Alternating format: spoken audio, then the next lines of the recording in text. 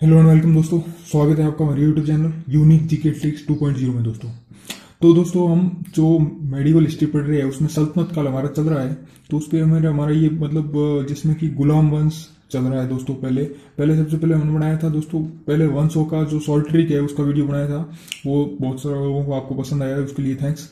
अब क्या है कि उसको डिटेल में पढ़ रहे हैं। तो दोस्तों गुलाम वंश से जितने भी प्रमुख शासक है वो मैं आपको प्रत्येक वीडियो में बता रहा हूँ, जिसमें हमने कुतुबुद्दीन ऐबक, इल्तुतमिश और रजिया सुल्तान के बारे में दोस्तों पढ़ लिया है। आज हम पढ़ेंगे दोस्तों प्रमुख शासक जो कि क्वेश्चन में सवाल पड़ता है इसके बारे में, बलबन के बारे में।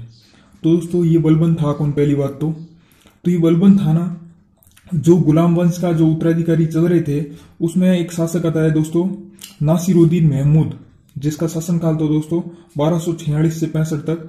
तो ये नासिरुद्दीन महमूद ने क्या किया कि बलबन को चिलागानी का प्रमुख बना दिया। अब चिलागानी क्या थी दोस्तों, मैंने आपको पिछली वीडियो में बताया था दोस्तों कि इल्तुतमिश ने एक प्रथा चालू की थी तुर्क ए चेलगानी, जिसमें कि 40 तुर्क योगी जो तुर्की थे उनको योग्य तुर्कों का समूह बनाया जाता था जो कि शासक को सलाह देते थे।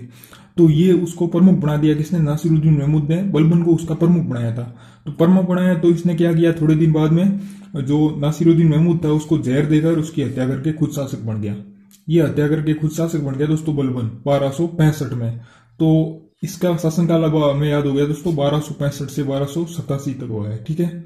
अब इसने बहुत सारी प्रमुख चलाई है नीतियां वगैरह, तो उनके बारे में बहुत सारा सवाल पूछा जाता है। जैसे कि विद्रोह होने पर लो और रक्त की नीति चलाई थी इसने, इसके खिलाफ जो विद्रोह हुआ तो इसने लो और रक्त की, जो भी मिले रक्तपात कर दो और उसको नहीं माने तो उसको मार डालो, ऐसी नीति चलाई थी दोस्तों बलबन ने। तो इसके उपनाम दोस्तों उलूग खां, नियामत खुदाई और जिले इलाई, ईश्वर की छाया इस पे है, आदि नामों से ये जाना जाता था। ये इसके उपनाम हो गए दोस्तों। अब हुआ क्या कि इसने सुल्तान बनते इसने गियासुद्दीन की उपाधि ले ली। तो सबसे पहला शासक जिसने गियासुद्दीन की उपाधि ली थी वो है दोस्तों बलबन। ये दोस्तों मेन इंपोर्टेंट है, इसके बारे में आप ध्यान रखना। लो और रक्त की नीति किसने चलाई थी? बलबन ने चलाई थी। ठीक है दोस्तों। और बाद में क्या हुआ कि ये देखो आपने यहाँ पे पढ़ा होगा कि तुर्क चेलगानी था जिसका ये प्रमुख बना था और इसको हत्या करके ये शासक बना। तो इसके दिमाग में आ गया कि ये तुर्क चेलगानी से कोई भी हमें समाप्त कर सकता है, क्योंकि ये खुद ऐसे ही बना था। तो इसने क्या किया कि चिलागानी को व्यवस्था को समाप्ति कर दिया। दोस्तों कितना बड़ा अच्छा फैक्ट है कि तुर्क चेलगानी थी उसको इसने समाप्त कर दिया।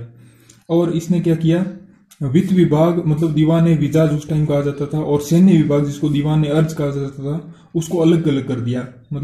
सैनिक अलग होंगे और जो वित्तीय धन खर्चा होगा वो अलग होगा।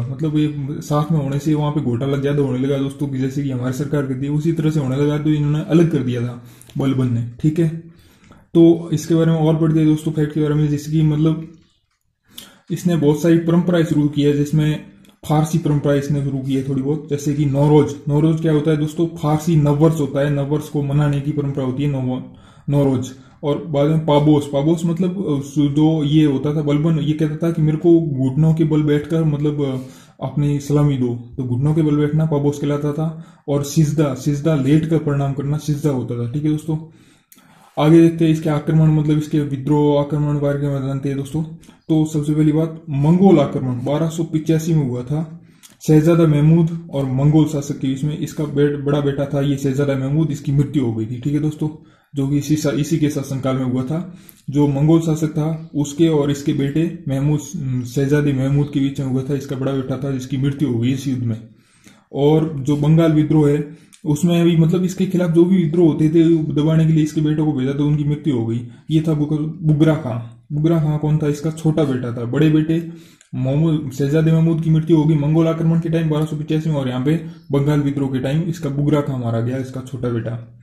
तो इसने अपना उत्तराधिकारी जो शहंशाह महमूद के बेटे जो खुसरो था के खुसरो को घोषित किया कि मैं अपना अगला वो बढ़ाऊंगा, जो इसको शहंशाह महमूद के बेटे खुसरो खां को बढ़ाऊंगा। ठीक है दोस्तों।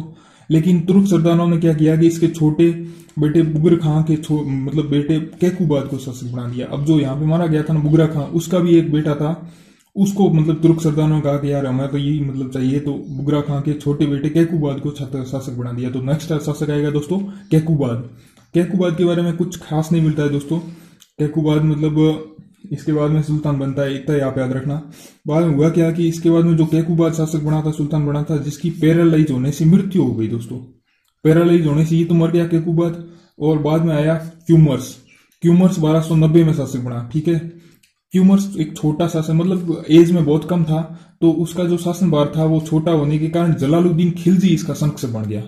अब आप दोस्तों समझ सकते हो अगला वंश कौन सा आएगा, खिलजी वंश। तो खिलजी वंश कैसे आया, क्योंकि जो क्यूमर्स था वो छोटा था और उसका संरक्षक बना था जलालुद्दीन खिलजी।